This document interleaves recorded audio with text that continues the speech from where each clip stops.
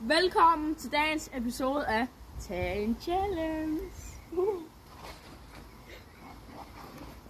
Okay, det går ud på, at man tager en seddel her, og så det, der står på den, skal man gøre. Og hvis man ikke gør det, så til sidst er man straf med, at vi må kaste vandballoner på den, der ikke gjorde det.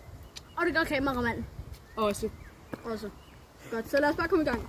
Hvem starter? Jeg vil gerne. Okay. Du tager en. Jeg skal tage en.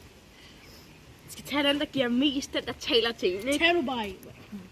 Jeg skal mærke den her. Rubik's Cube. Okay, han skal klare det der på 1 minut. Nej, 2 minutter. Og hvis han ikke gør det, skulle han have været med. Og resten, det er en lort Rubik's Cube, så det bliver lidt svært. Oh my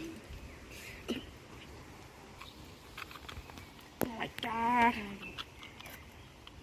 Okay. Ham her, han tæller lige hovedet. 40. Jesus.